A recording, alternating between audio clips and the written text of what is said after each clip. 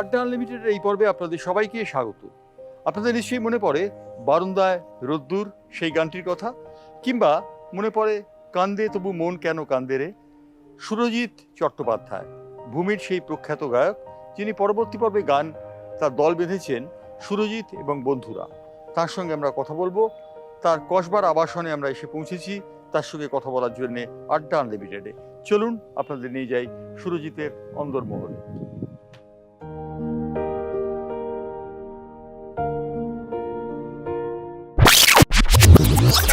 আমরা এসে পৌঁছে গেছি সুরজিৎ চট্টোপাধ্যায়ের বাড়িতে, সুরজিৎ চট্টোপাধ্যায়ের ফ্ল্যাটে। তার ফ্ল্যাটে আমরা কথা বলবো তার সঙ্গে আড্ডা আনলিমিটেডে। সেই সুরজিৎ চট্টোপাধ্যায় যিনি একদা ভূমির লিড সিঙ্গার ছিলেন এবং ভূমিতে তার অবদান ভোলার মতো নয়, এবং তিনি পরবর্তী পর্বে সুরজিৎ এবং তার বন্ধুরা বলে একটি দল গড়েন এবং সেই দলটি কিন্তু ইতিমধ্যেই যথেষ্ট সাড়া জাগিয়েছে। চলুন সুরজিৎ চট্টোপাধ্যায়ের অন্তর্মহলে।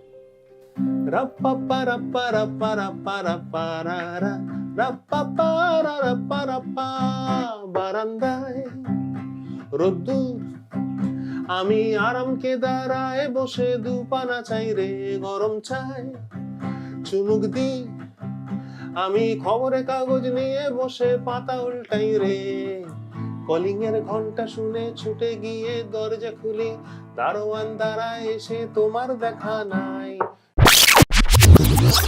সুরজিৎ চট্টোপাধ্যায়ের বারান্দায় আমরা দাঁড়িয়ে রয়েছি, আর বারান্দা বলতেই বোধ হয় তোমার সেই অসাধারণ গানটি, যে গানটি একটা সিগনেচার টিউন হয়ে গেছে আমার জীবনের, তোমার জীবনেরও। হ্যাঁ, তোমার জীবনেরও সব থেকে বড় কথা এই যে সুরজিৎ তোমার সামনে দাঁড়ালে একটু হীনমন্যতা বোধ ভুগি, কারণ তুমি এত লম্বা। তোমার হাইট কত? আমার হাইট 6'2". 6'2". হ্যাঁ, আমি 5'10", কিন্তু তাতেও মনে হচ্ছে আমি আর তোমার কাছে যদি ফুটে নিবে। তো এই যে তুমি দীর্ঘদিন ধরে সঙ্গীতের জগতে রয়েছো, এই সঙ্গীতের জগতে থাকার জার্নিটা তো একদিনেই শুরু হয়নি। প্রথম দিকে কিভাবে শুরু হয়েছিল? প্রথম দিকে শুরু হয়েছে তোমার জয়ন্তদা, সেভাবে দেখতে গেলে আমি তো বীরভূমে থাকতাম। তো বীরভূমে একেবারে ছোটবেলা ধরলে পরে আমার বাবার, আমি আর আমার দিদি, আমার বাবা মা, এই ছিল আমাদের সংসার। তো বাঙালি মধ্যবিত্ত বাড়িতে যেমন হয়, বাবা চাইতো ছেলে মেয়ে দুজনে কিছুটা গান বাজনা করুক। তো মেয়েকে গান শেখানো হতো, আর ছেলে তবলা শেখানো হতো। তো এইটাই আমার হাতে খড়ি জীবনের সঙ্গীতের সাথে আর কি, সেটা তবলা বাজানো মানেই কিন্তু একটা বিশেষ ধরনের গান, বিশেষ ধরনের আবহ, সবকিছু মিলে বীরভূমের চর্চাটা খুব, সংস্কৃতি চর্চাটা খুব মারাত্মক। তো সেটা তোমার জীবনে কতখানি পটভূমিকা? অনেকটাই এসছে জয়ন্তদা। আমি ক্লাস 5 অবধি ছিলাম ওখানে, ছোট থেকে। 5 এর পরে আবার পাটনা গেলাম, দিয়ে কলকাতা চলে এলাম। তো এইবার বাবা তো রেলে চাকরি করতো, ট্রান্সফার হতো, আমিও আমরাও সাথে সাথে ট্রান্সফার হতাম। তো এইবার ওই বীরভূমে কিন্তু আমাদের ওই বাড়িতে হলে যাতায়াত খুব ছিল। আমার বাবা গান গাইতে, আমার গাইতে পারতো, আমার দিদি দুর্দান্ত গান গায়, এখনো গায়, প্রফেশনালি গাইনি কখনো, গাইবে না, ওর ডিসিশন। এইবার কিন্তু তোমার বাবা গাইতে পারতো না, কিন্তু বাবার খুব শখ ছিল, বাবা মা দুজনেরই, যে এই গান বাজনা, ছেলে মেয়ে গাইবে, ছেলে বাজাবে আর কি এরকম। তো সেটা আমাদের বাড়িতে প্রচুর বাউল টাউলে যাতায়াত ছিল। অর্থাৎ তোমাদের বাড়িতে একটা সাংস্কৃতিক পরিমণ্ডল ছিল। সাংস্কৃতিক পরিমণ্ডল ছিল না জয়ন্তদা, ওর বাউলের যাতায়াতটা বীরভূমে না সবার বাড়িতেই ছিল। বাউলরা তো এমনি আসতো ওখানে। আমরা তো পরবর্তীকালে সিনেমায় দেখলাম যে লোকের বাড়িতে বাউল আসে, আমাদের জীবনের ছোট থেকে এমনি দেখেছি যে দরজায় এসে বাউল একটা গান করলো, চাল একটু আলু এসব দিত মা, ওগুলো গিয়ে ওদের দিয়ে আসতাম ঝোলাতে। টাকা পয়সা কোনোদিন ওরা নিত না, কিন্তু এই যে আলু পটল চাল যা থাকতো সবজি। তোমার গানে বাউল সঙ্গীতের প্রভাব কতটা? আমি এটা হয়তো প্রচুর, আমি জানি না, এটার থেকেও কিছু একটা থাকতে পারে ভেতরে ভেতরে, কিন্তু আমার গানে সবকিছু মিশে গেছে। মানে বাউল যেমন হলো, তারপর আমি চূড়ান্ত ভাবে মান্না দে, আদি বর্মন, হেমন্ত মুখোপাধ্যায়, সলিল চৌধুরী সব ফ্যান হতে শুরু করলাম যখন গোল্ডেন এরার সময়। তারপরে যখন কলকাতায় এলাম, তখন প্রচুর বিদেশি গান, বিদেশি মিউজিশিয়ান, এদের সব ফ্যান হতে শুরু করলাম। সব রকম গান যেমন মিলেমিশে গেল আর কি বলো। তো তোমার জীবনে ভূমির একটা উল্লেখযোগ্য ভূমিকা রয়েছে, এবং ভূমি তোমার জীবনে অনেকখানি জুড়ে রয়েছে। তো ভূমি যে বিষয়টা ভেঙে গেল, ভূমি, তা ভূমি তুমি ছাড়লে কেন? ভূমি ছাড়লাম কারণ ওটা অনেক কিছু, অনেকদিন ধরে নানা রকম গন্ডগোল হচ্ছিল, আবার জোড়াতালি হচ্ছিল, গন্ডগোল হচ্ছিল, জোড়াতালি হচ্ছিল। ফাইনালি একটা সিচুয়েশন এরকম হলো যে ভূমি আর থাকবে না। তো আমাকে আমার নিজের ব্যান্ড তৈরি করতে হলো আর কি তখন, সুরজিৎ বন্ধুরা। তো কারণ ওইদিকে সৌমিত্র একটা ব্যান্ড তৈরি করেছিল, রবি ও নবীন। তো মোটামুটি ধরে নেওয়া হয়েছিল যে ভূমি আর নেই, ওদিকে রবি আর নবীন, আমার সুরজিৎ বন্ধুরা। তারপর আবার ওরা আবার ভূমি। দেখো, একটা জিনিস বলা হয়ে থাকে ব্যান্ডের ক্ষেত্রে, সৌমিত্র এবং সুরজিৎ দুজনে অবিচ্ছেদ্য অঙ্গ ছিল। দুজনের সম্পর্কে বলা হয় যে দুজনেই একটা নতুন কাল্টের জন্ম দিয়েছিল, সেটাকে তুমি বিশ্বাস করো যে তোমরা একটা কাল্টের জন্ম হ্যাঁ, দিয়েছিল? ছিল ছিল হয়তো একসাথে একটা জিনিস কেমিস্ট্রি নিশ্চয়ই তৈরি হয়েছিল যেগুলো এত মানুষের ভালো লেগেছে, কিন্তু ইভেনচুয়ালি মনে হয় যে মানুষের শান্তিতে থাকাটা খুব দরকার। এবং সেইখানে সৌমিত্র যদি সৌমিত্র রাস্তায় হাঁটে, আমি আমার রাস্তায় হাঁটি, দুজনেই ভালো থাকি, তাতে অসুবিধা কিছু নেই আমার মনে হয়। আর গান বাজনাই তো করছি, আমি তো অ্যাটলিস্ট তাই অর্থাৎ করছি। আমরা বুঝতে পারলাম যে সৌমিত্র এবং সুরজিৎ তারা বিচ্ছিন্ন হয়েছেন নিজের নিজের পথে হাঁটার জন্য। আমরা সেই বিষয়ে আরও আলোচনা করব, তবে আমরা বারান্দা থেকে একটু ভেতর দিকে যাব, কারণ বারান্দায় রোদ্দুর এই গানটি আমি বিশ্বাস করি যে সুরজিতের জীবনেও একটা মাইলস্টোন। তো বারান্দায় রোদ্দুরটা আমরা একটু শুনবো। আর জয়ন্তদা, এই এই- এই আমাদের এই ফ্ল্যাট কেনাই বারান্দা দেখে। আমরা তো জীবনের প্রথম ফ্ল্যাট কেনা, আমার আর আমার স্ত্রী। আমরা এমন কোনো জায়গা নেই যে চষে বেড়াইনি যে কোথায় কিনবো, হয় বাজেট হচ্ছে না, হয় জায়গা হচ্ছে না, নানা রকম করে। কিন্তু এইখানে এসে প্রথমে যখন এই বারান্দা দেখেছি, তো এই বারান্দা দেখে আমাদের দুজনেরই মনে হয়েছিল যে এইটাই আমাদের, হয়তো যদি আমরা টাকা পয়সা কুলাতে পারি, সামহাও কুলিয়ে টুলিয়ে গেল, তো তাহলে এইটাই আমাদের ফ্ল্যাট। তোমার দেখা নাই রে, তোমার দেখা নাই, তোমার দেখা নাই রে, তোমার দেখা নাই, তোমার দেখা নাই রে, তোমার দেখা নাই, তোমার দেখা নাই রে, তোমার দেখা নাই। এই যে তোমার দেখা নাই, এই যে গানটা, এই গানের প্রত্যেক গানে একটা পটভূমিকা থাকতো, এই গানটার কোনো পটভূমিকা ছিল কি সেরকম ভাবে? এটা ছিল তো 100% পড়ো, অনেকবার বলেওছি অন্তত, হ্যাঁ, তবু বলো। তোমাকে বলা হয়নি, আজকে বলছি। সেটা হচ্ছে আমাদের ওই বাবা রিটায়ারমেন্টে পরে ফ্ল্যাট কিনেছিল নাকতলায়, হ্যাঁ। তো ওই নাকতলায় তোমার ছোট্ট একটা 550 স্কোয়ার ফিট ফ্ল্যাট, দুটো বেডরুম ছিল, একটা খাবার জায়গা, এত ছোট একটা ফ্ল্যাট, কিন্তু আমার জীবনের সমস্ত মোস্ট মানে গুরুত্বপূর্ণ গান ওই ফ্ল্যাটটাতে রেখা। এবং এই যে বারান্দার রোদ্দুর তোমাকে শোনালাম, এই বারান্দাটা ওই বাড়িরই একটা ছোট বারান্দা ছিল, গ্রাউন্ড ফ্লোর। এবং সামনে বারান্দাটায় মানে কাব্য করার মতো কিচ্ছু ছিল না, মানে একটা ভাঙা চেয়ার ছিল যেখানে গিয়ে মাঝে মাঝে বসতাম, একটা তোমার কিছু মানি প্ল্যান্ট ছিল, আর ঠিক যেহেতু গ্রাউন্ড ফ্লোর পরে সামনে পাঁচিল, আর তার পাশে আমাদের যে ওয়াচম্যান থাকতো তার তার বাথরুম, এইটা ছিল। কিন্তু ওইটা আমার স্বপ্নের বারান্দা ছিল, এবং যে আরাম কেদারার কথা হয় সেটা হচ্ছে ওই ভাঙা চেয়ারটা। আসলে আমার জীবনে আরাম কেদারা এখনো নেই, কিন্তু পুরোটাই একটা মনের ব্যাপারে। ওই বারান্দা আমার খুব ফেভারিট জায়গা ছিল, মাঝে অর্থাৎ মাঝে সেই কারণে তুমি বোধহয় বারান্দা খুঁজেছি, যখন ফ্ল্যাট কিনলে, নতুন ফ্ল্যাট কিনলে, তখন বারান্দা খুঁজে এক ব্যাপারটা তুমি বলছিলে আমরা একটু একদম, আগে। আর এই বারান্দাটাতেই আমার খুব ভালো লাগলো তোমার এই বারান্দাটাতে শুট করেছো, যে এই বারান্দাতে মানে এইদিকেই সূর্য ওঠে রোজ, এবং আমি ইনফ্যাক্ট এই পাশের চেয়ারটাতেই সকালবেলা এসে বসি। মানে তোমার জীবনে বারান্দা একটা উল্লেখযোগ্য ভূমিকা নিয়েছে হয়ে গেল, হয়ে তাই গেল। না? বরাবরই ছিল আমাদের সবার জীবনেই মনে হয়। আমরা বাড়ি খুঁজতে গেলে আগে একটা ব্যালকনিটা গিয়ে দেখি, তাই না, যে সেটা কত বড়, ওখানে বসা যাবে কিনা, সামনে কি দেখছি, আগেই ওই যে ওই জায়গাটা গিয়ে দেখি আর কি। বারান্দা খুব গুরুত্বপূর্ণ ব্যাপার। অর্থাৎ বারান্দা একটা গুরুত্বপূর্ণ ব্যাপার। সুরজিতের কাছে আমার নেক্সট প্রশ্ন, যে মহিনের ঘোড়াগুলি, ঠিক। এই ব্যান্ডটা দিয়ে বাংলা ব্যান্ডের জয়যাত্রা শুরু হলো। তারপর তোমাদের আবির্ভাব পরবর্তী পর্বে, এবং তোমরা কিন্তু এলে, দেখলে এবং জয় করলে, ভিনি ভিনি ভিসি যেটাকে বলা যেতে পারে। এবং তোমাদের সেই জুটিটা একটা অসাধারণ ভূমিকা নিয়েছিল। হ্যাঁ। তো আমার কিন্তু মনে একটু কাঁদছে। আচ্ছা, তোমার মন কাঁদছে, ঠিক আছে। তোমাকে তার আগে বলি যে মহিনের ঘোড়াগুলির প্রসঙ্গ তুললে বলেই, মহিনের ঘোড়াগুলি বা আমি মহিনের ঘোড়াগুলি বলতে সরি, আমি মহিনের ঘোড়াগুলি বলতে গৌতম চট্টোপাধ্যায়কে চিনতাম, এবং তাকেই আমি এখন আমার মেন্টর ভাবি। এবং তো আর মণিমামা বলতে পারবে। তুমিও, তোমরা এতদিন ধরে জার্নালিজম আছো জয়ন্ত, তুমিও হয়তো তাই সেই নামেই জানো, সবাই মনিদা মনিদা বলতো, হ্যাঁ সেই। তো মণিমামা আমরা বলতাম তো। এবং মণিমামা আমাদের সাহস জুগিয়েছে যে হ্যাঁ, তোরা বাউল গিটার নিয়ে করতে পারিস, ভাটিয়ালি গিটার নিয়েও করা যেতে পারে। এই সাহসটা আর কি ওইখান থেকে এসছে আর কি আমাদের, নয়তো তার আগে ভয় করতে করতে। কান্দে শুধু মন কেন কান্দে রে, কান্দে শুধু মন কেন কান্দে রে, যখন সোনালি রূপলি আলো নদীর বুকে বাসা খোঁজে রে, যখন সোনালি রূপলি আলো নদীর বুকে বাসা খোঁজে রে।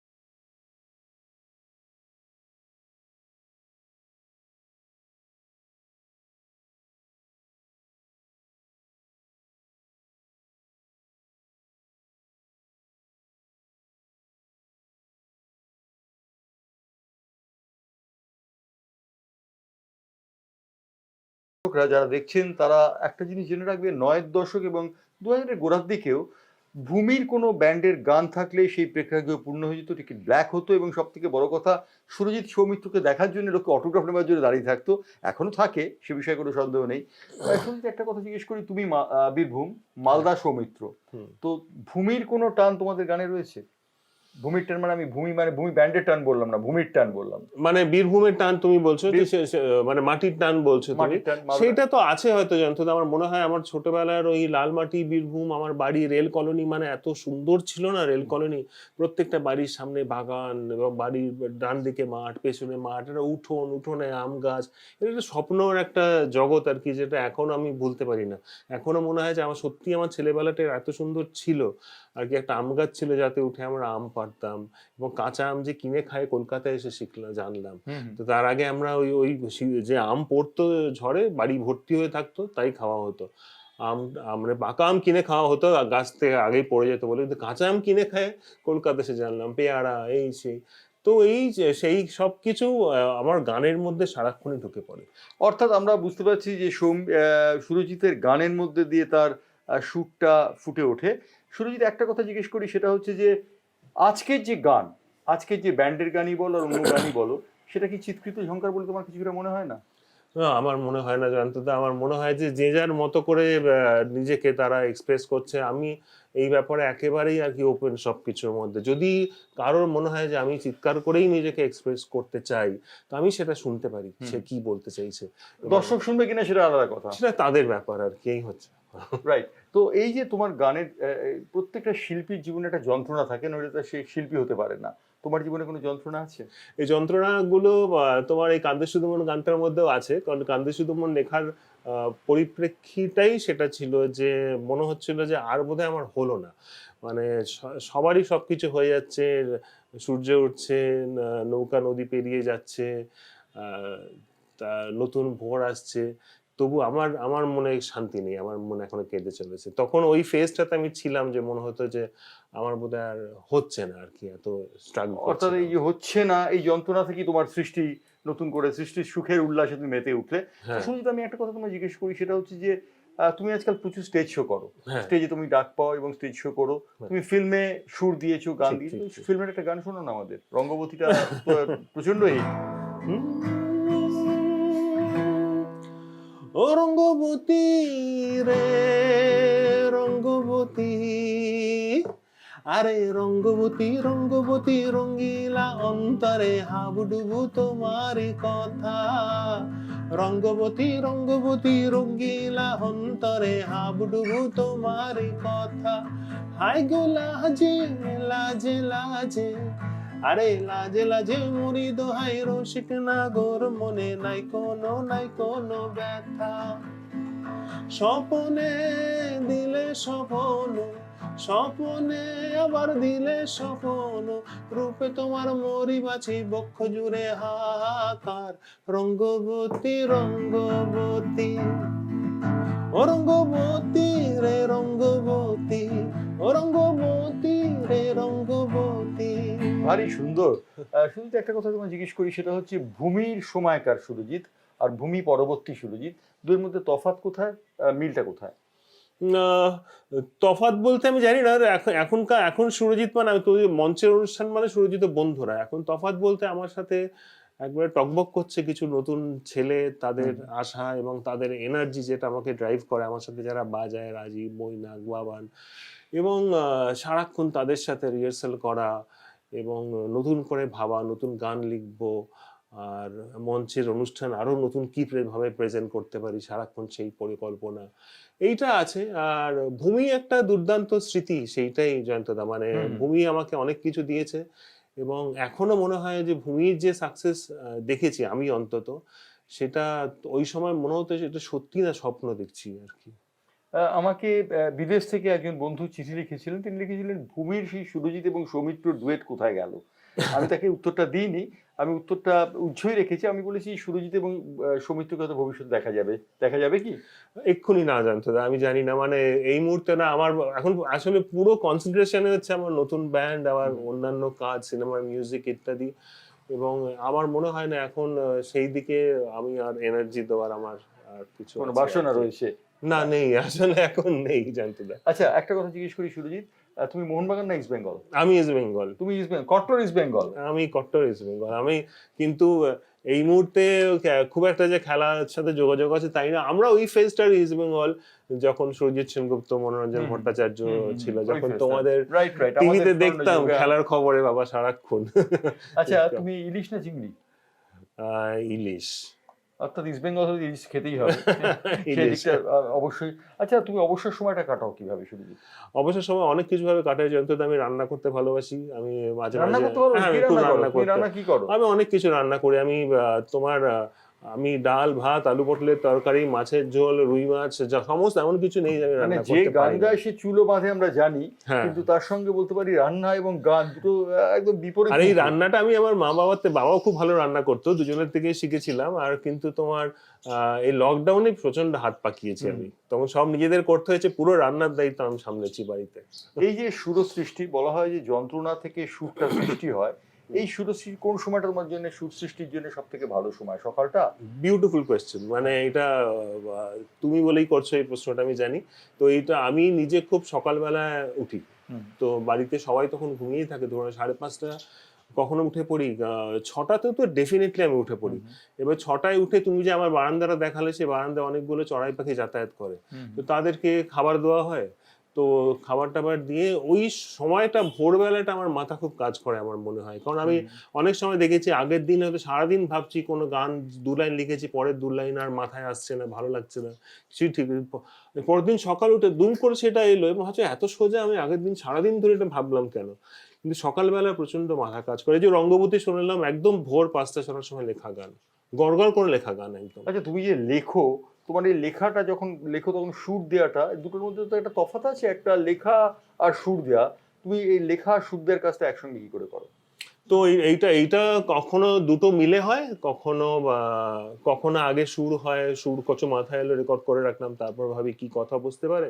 কখনো কিছু যখন যা যা মাথায় কথা আসছে সেইগুলো লিখতে থাকি। এখন তো মোবাইল আছে, তো এখন মোবাইলে লিখতে থাকি, এবং তারপর যখন ভাবি ওগুলো নিয়ে বসবো তখন কাট ছাটে সেই করে গান লিখি। আবার কখনো কখনো বারান্দার রোদ্দুর রঙ্গবতীও হয়, যখন পুরো গানটাই ওয়ান গো গড়গড় করে ভেতর থেকে বেরিয়ে আসে, মানে ওইটাই সব থেকে ভালো ইনহেরেন্ট, ভেতর থেকে বেরিয়ে আসে। হ্যাঁ। এই যে কথাটা তুমি বলে ভেতর থেকে বেরিয়ে আসে, বলা হয়ে থাকে সরস্বতী আর লক্ষ্মী নাকি একসঙ্গে বাস করেন না। হ্যাঁ। তা তোমার ক্ষেত্রে সরস্বতী এবং লক্ষ্মী যে একসঙ্গে বাস করছে তার প্রমাণ এই বৈভবপূর্ণ ড্রয়িং রুমে এসে বুঝতে পারছি। কিন্তু লক্ষ্মী সরস্বতীর বিবাদটা তুমি কিভাবে অনুভব করো? না, লক্ষ্মী সরস্বতীর বিবাদ আমি কিছু অনুভব করি না। আমি তোমায় বলছি যে আমি সরস্বতীর কথাই ভাবি, অনেস্টলি তোমার কথা বলছি। আমি এটাকে বিশ্বাস করি যে আমি আমার কাজ সেটা যদি ঠিক থাকে, আমি যদি মঞ্চে আমার অনুষ্ঠান যদি মানুষের ভালো লাগে তাহলেই মানুষ ডাকবে, আর কোনো কারণে আমাকে ডাকতে পারে না। আমার বাবাকে ছিল কি ছিল না ছিল দাদি হয়তো 1 মাস হতে পারে, কিন্তু তাছাড়া কিছুতেই হবে না সেটা আর কি। তো এবার সেই জন্য আমি ভাবি যে আমার ওই সরস্বতীর আরাধনাই আমার কাছে হচ্ছে মূল আরাধনা, এবং মা লক্ষ্মী তাতেই আনন্দ পাবে, তিনি তার সাথে সাথে থাকবেন আর কি, এইটুকু। অর্থাৎ আমরা বুঝতে পারলাম যে সুরজিৎ চট্টোপাধ্যায় সরস্বতীর আরাধনাতেই ব্যাপৃত থাকেন বেশি, তার কারণ তিনি সৃষ্টি সুখের উল্লাসে মেতে ওঠেন। সুরজিৎ, একটা তোমাকে শেষ প্রশ্ন করব, সেই প্রশ্নটা হচ্ছে, তুমি যদি সুরজিৎ চট্টোপাধ্যায় গায়ক না হতো তুমি কি হতে? আমি সেলসে কাজ করতাম। আমি যখন যেই বছরে আমি পাশ করে বেরিয়েছি সেই বছরে বাবা রিটায়ার করেছে, আমার হাতে অপশন কিছুই ছিল না, এবং আমি সেই বছরেই আমি চাকরিতেও ঢুকে পড়েছিলাম। বিভিন্ন কোম্পানি, নানা রকম কোম্পানি, কখনো কোনো ইয়েলো পেজ, কখনো কোনো কম্পিউটার কোম্পানি, নানা রকম কোম্পানিতে তোমার মার্কেটিং সেলস, টায়ার কোম্পানি সেলসে কাজ করতাম। তো তো সেই রকম করতে করতে আবার গান কোনোদিন ছাড়িনি লাকিলি। আর এই গানের সার্কেলটাও আমার সাথে সবসময় ছিল, আমার বন্ধু বান্ধব ব্যান্ড, এইটাও কোনোদিন ছাড়িনি। আমরা সারাদিন হয়তো কাজ করে হয়তো সন্ধ্যেবেলায় গিয়ে হয়তো ড্রাম পিটিয়ে গিটার বাজিয়ে আমরা একসাথে তাহলে তোমাকে কি আমি এইভাবে ব্যাখ্যা করতে পারি, সিঙ্গার, কম্পোজার, লিরিসিস্ট? হ্যাঁ, তাই বলতে পারো। লিরিসিস্ট আমি বাধ্য হয়ে, কারণ আমি প্রথম সুর করতে শুরু করি এবং তখন আমায় কে গান লিখে দেবে, তো সেই হিসেবে নিজেই লিখতে শুরু করলাম। আমার প্রচুর সাহস জুগিয়েছে তখন আবার সেই মণিমামা, যে আমাকে বলেছে নিজে লেখ, নিজের গান নিজে লেখ, নিজের সুর। আমি মণিমামাকে বলতাম তুমি লিখে দাও, আমার সুর আছে, আমি সবসময় বলতেন নিজে লেখ। সুরজিৎ চট্টোপাধ্যায়ের সঙ্গে আমরা আলোচনা শেষ করব, কিন্তু শেষ করার আগে একটা জিনিস জানার আমার আগ্রহ রয়েছে, বীরভূম কিভাবে তার গানের মধ্যে জায়গা পেয়েছে? বিভিন্ন ভাবে জয়ন্তদা, একটা তো চড়ুই পাখি, গুলগুলিতে চড়ুই পাখি যাত্রা শোনায় রে, একেবারে আমার ছোটবেলা রামপুরহাটের আমার বাড়ির কথা। এখন তো শহরে গুলগুলি হয় না, কিন্তু তখন ওই গুলগুলি, চড়ুই পাখির বাসা, এগুলো আমি ছোটবেলা থেকে দেখতাম। এবং তোমাকে একটা গান শোনাই, হ্যাঁ, যে গানটায় এই আমার বীরভূমের বাড়ির অনেক কিছু একটা আছে, ছবি পাওয়া যাবে। ছবি পাওয়া যাবে, একটা যে উঠোন পাঁচিল সব আর কি। দরজা বেয়ে পাঁচিল, আবার পাঁচিল থেকে খোলা ছাদে, ছাদের কোণে নুইয়ে পড়া। দরজা বেয়ে পাঁচিল, আবার পাঁচিল থেকে খোলা ছাদে, ছাদের কোণে নুইয়ে পড়া। আমার পেয়ারা গাছের ডাল, আমি পেয়ারা খাবো কাল। পেয়ারা গাছের ডাল, আমি পেয়ারা খাবো কাল। সারা ফেলে চড়ুই এবার ঘরে ফেরার তারা, তোমরা শুনতে পেলে যারা। ওই পেয়ারা গাছের মাথায় আছে চড়ুই পাখির পাড়া, শুনতে পেলে যারা। ওই পেয়ারা গাছের মাথায় আছে চড়ুই পাখির পাড়া।